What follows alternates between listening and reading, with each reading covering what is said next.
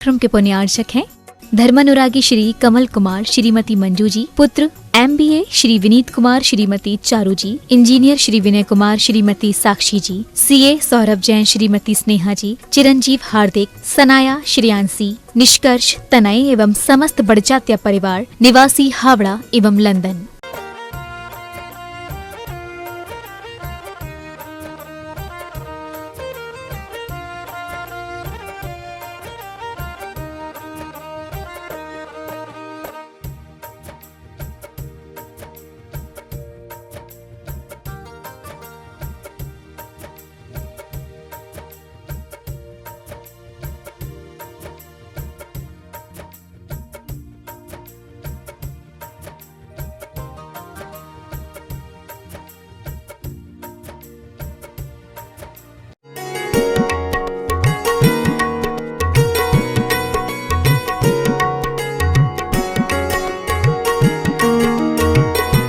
महानुभाव, पर्युषण पर्व अथवा कहिए 10 लक्षण धर्म जैनों का ऐसा सौभाग्यशाली पर्व है जिसके दोनों छोरों पर क्षमा उपस्थित है। पर्युषण पवित्रताओं, निर्मलताओं की आहुति का पर्व है। पर्युषण का अर्थ है अर्चन, पूजन, सेवा। किसकी सेवा? उसकी जो हमारी प्रेरणा बनने का अधिकारी है, यानी वीतरागी की। क्षमा जीवन मुख है। क्षमा के मुख में गया खुशहाल होता है। जीवन में क्षयमान क्यारियां आनंदित करती हैं। क्षमा अर्थात अक्रोध। चाहे जितनी उत्तेजनाएं हो, किंतु संतुलित, अनुद्विग्न, अविचलित बने रहने का जो गुण है वह क्षमा है। पर्युषण के प्रथम दिन से इसका रियाज शुरू होता है।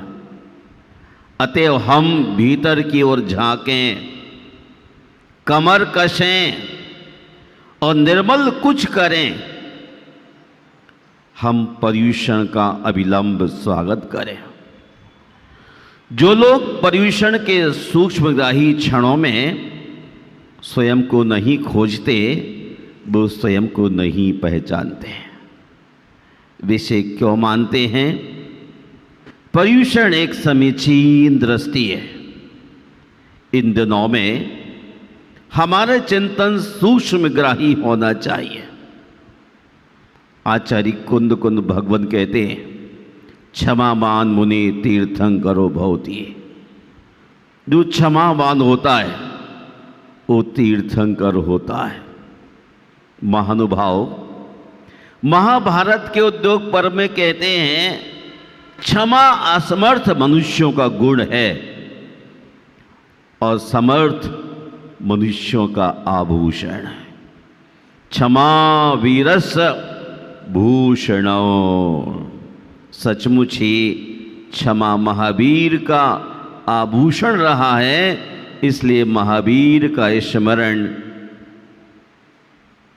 भूमंडल पर अनुक्षण किया जाता है।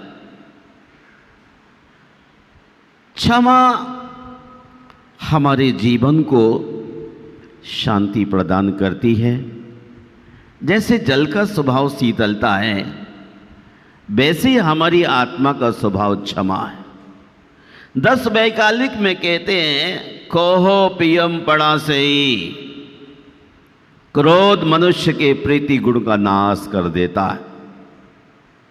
सिद्धांत वेत्ता आचार्य नेमिचंद सिद्धचांग प्रवृत्ति कहते हैं, क्रोध चारित्र मोहिनी कर्म की प्रकृति है। इससे संयम का विघात होता है। कसाई को स्वयं की और दूसरों की चिंता नहीं रहती। वह तो आवेग में आकर कुछ भी कहने लग जाता है, करने लग जाता है। मैं आपसे कहना चाहता हूं, क्रोध मनुष्य के लिए अभिशाप है। हां, क्रोध मन का धुआं है, पता नहीं लगता कब क्रोध आता है और चला जाता है। जाते वक्त तो बहुत मुश्किलें खड़ी करके जाता है, लेकिन क्रोध को जानने की कोशिश करना है। क्रोध क्या है? लोक व्यवहार की जिंदगी में यदि आपसे बतलाया जाए तो क्रोध का मतलब है अप्रसन्नता। आज मेरा मन खुश नहीं है, आप प्रसन्न हो। एक क्रोध की एक वैरायटी हुई, अमर्ष, आक्रोश, एकदम से मुंह लाल हो गया, आक्रोश, कोप, क्षोभ, खींच, उर्दू में कहते हैं खफगी, आपकी भाषा में कहते हैं गुस्सा, हिंदी जगत में कहते हैं झुंझलाहट, तैश, पढ़े लिखे लोग कहते हैं नाराजगी। क्या कहूं, संस्कृत वाले कहते हैं उपसर्ग लगाकर प्रकोप, देवी का कोप प्रकट हो गया। और बच्चे कहते हैं क्यों बौखला रहा है, बौखलाहट। और छोटे बच्चों को देखो, जो मां से कुछ ना कहते हैं क्रोध में, तो बच्चे गाल फुला लेते हैं। और ऐसा छोटा बच्चा हो तो चिल्लाने लग जाएगा, चिल्लाना। और छोटा हो महीने भर का तो चीखने लग जाएगा। बीच का हो तो लगातार चिल्लाएगा। और यदि थोड़ा समझदार है तो कूका देने लग जाता है, सुनते ही नहीं मेरी बात। कोलाहल, चिड़चिड़ाहट, ये तमाम क्रोध के परिवार है। हमें समझने की आवश्यकता है पर्यूषण के पावन प्रसंग पर कि हम अपनी जिंदगी को किस तरह डेकोरेट करें, हम अपने जीवन को महान बनाएं। हमें क्या करना होगा? गुस्से को पी जाना, यही इंसानियत है। नीतिकार कहते हैं, क्रोध मूल मनर्था नाम, क्रोधा संसार वर्धनम, धर्म क्षय करहा क्रोधा, तस्मात् क्रोधम विवर्जयेत्। क्रोध मूल मनर्था नाम, सभी अनर्थों की जड़ क्रोध है। सभी अनर्थ क्रोध से प्रारंभ होते हैं। क्रोधः संसार बंधनम, अनंतानुबंधी क्रोध अनंत संसार के लिए कारण। आप संसार चाहते हैं, जब क्रोध आता है तो क्रोध करने को ताकत नहीं लगाना पड़ती। चिल्लाने को ताकत लगाना पड़ती क्या? नहीं। क्रोध को शांत करने के लिए ताकत की आवश्यकता है। मौन रहने की बहुत जरूरत है, क्योंकि धर्म क्षय करहा क्रोधा, क्रोध धर्म का क्षय करता है। इसलिए ताकत लगा करके अपने मन को शांत करने की महती आवश्यकता है। महात्मा पुरुष इसलिए तो मौन रहते हैं। महावीर प्रभु के ऊपर वो कौन सा सर्प था जिसने दंश किया था? याद है स्वाध्याय करने वालों? एक सर्प था जिसने महावीर को दंश किया, लेकिन महावीर ने उसके लिए चंडकों से, महावीर उज्जैन के शमशान में ध्यानरत हैं और वो भूमि शिव की थी। सर्प का रहना स्वाभाविक है। सर्प ने देखा कि मेरे स्थल पर महावीर आसीन है, ध्यानस्थ है, काव्यशरक मुद्रा में। उसे ना बर्दाश्त हुआ और दंश किया। लेकिन महावीर ने सोचा क्रोध से क्रोध को शांत नहीं किया जा सकता, क्षमा से क्रोध को शांत किया जा सकता, और क्षमा मूर्ति महावीर शांत रहे। सर्प के दंश करने के बाद यदि कोई आप पर क्रोध बरसाए तो आप प्रहार करने लग जाते हैं।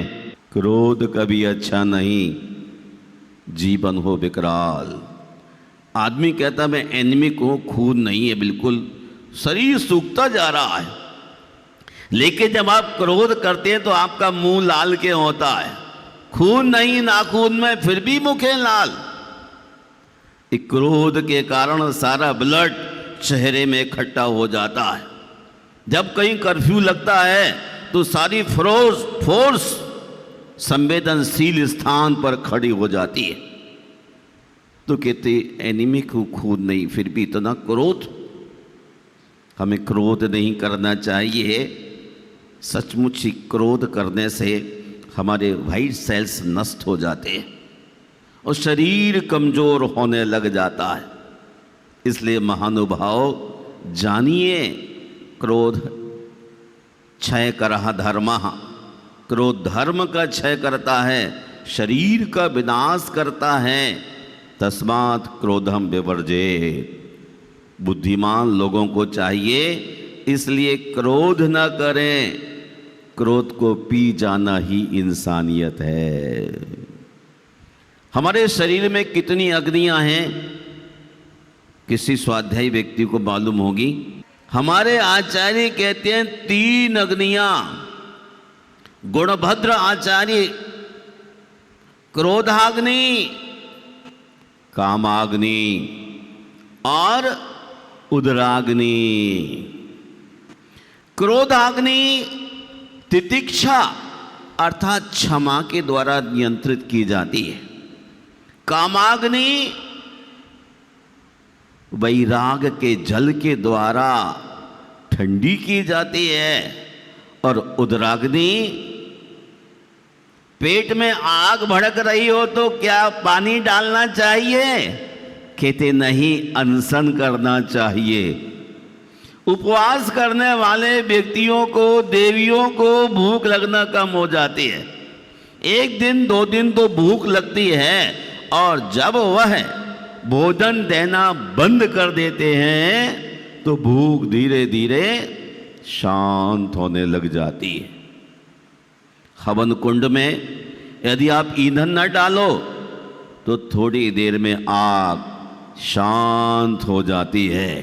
महानुभाव, एक क्रोध, अत्यंत कोपः, कठोरा च वाणी, दरिद्रता च स्वजनेषु वैरम, नीच प्रसंगा कुलहीन सेवा, चिन्हानि देहे नरकस्थिता नाम। नरक में स्थित होने वालों के कुछ आइडेंटिफाई किया गया है। अत्यंत कोपा, बात बात में क्रोध आ जाना, उस आदमी के लिए बहुत बढ़िया सोफा नरक में जाकर मिलेगा। आराम से आप एक कंडीशन में रहिए, क्रोध करिए। पर देखिए हमारे आचार्य गुणभद्र कहते हैं कि भाई ये कर्म भूमि है। यदि कर्म भूमि में आपने क्रोध पर कंट्रोल नहीं किया तो क्या किया? बड़ी बड़ी तपस्याएं आपसे होती नहीं है।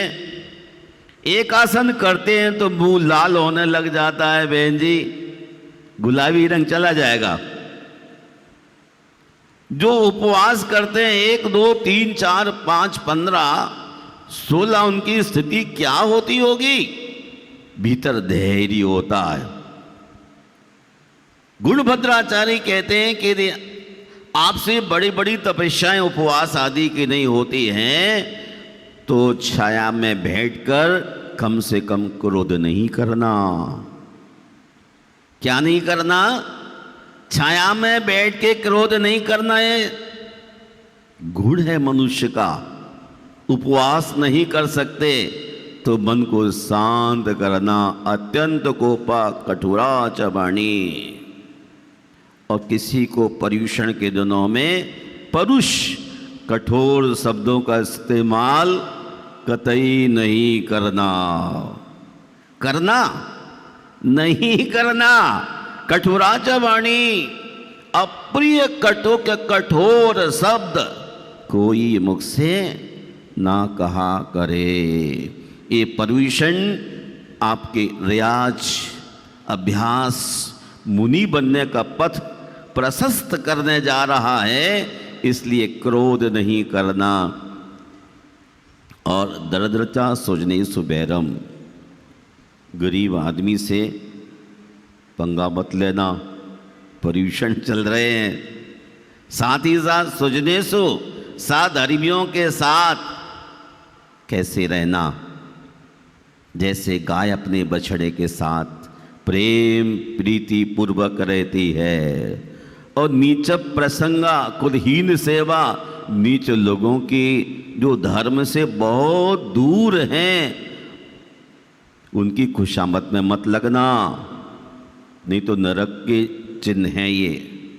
वो आपके लिए कोई डोनेशन देने आ जाए, चरित्र से गिरा इंसान की सेवा नहीं करना। और कुलहीन सेवा, कुलहीन लोगों की सेवा से भी आपको दूर रहने की ज़रूरत है।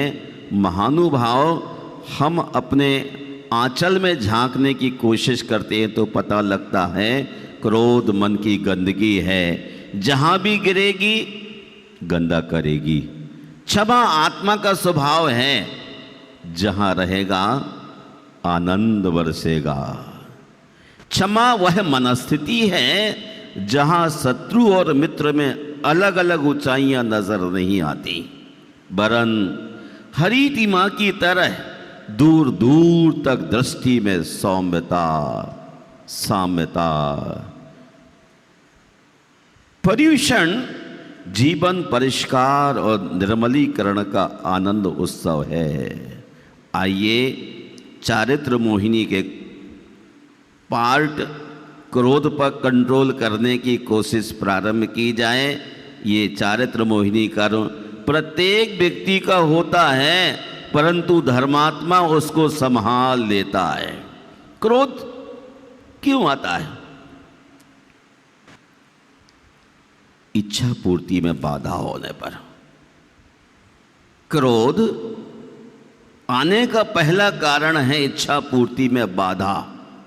मैं जो चाहूं वो चीज उपस्थित ना हो तो आंख लाल, मुंह लाल, सब कुछ लाल लाल दिखने लग जाता है। बल्कि मैं कई बार देखता हूं लोगों का तो बॉडी से कपड़ों से कलर मैचिंग होने लग, लाल लाल कपड़े भी लाल होने लग जाते हैं। तो इच्छाओं की पूर्ति ना होना, या कहिए मनचाहा ना होना, अथवा कहिए मानसिक अस्त व्यस्त होना।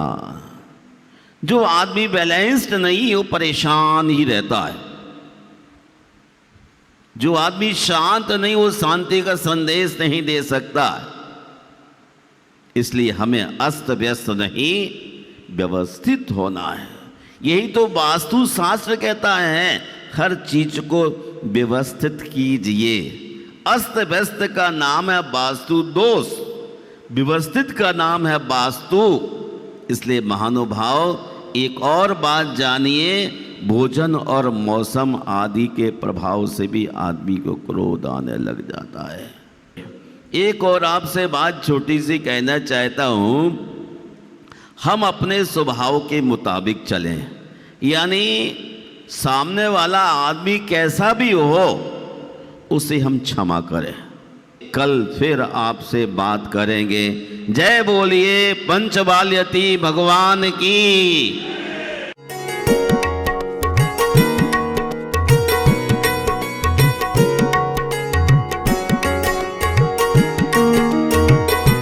इस कार्यक्रम के पुण्यार्चक थे धर्मानुरागी श्री कमल कुमार श्रीमती मंजू जी, पुत्र MBA श्री विनीत कुमार श्रीमती चारू जी, इंजीनियर श्री विनय कुमार श्रीमती साक्षी जी, CA सौरभ जैन श्रीमती स्नेहा जी, चिरंजीव हार्दिक, सनाया श्रेयांसी, निष्कर्ष तनय एवं समस्त बड़जात्या परिवार निवासी हावड़ा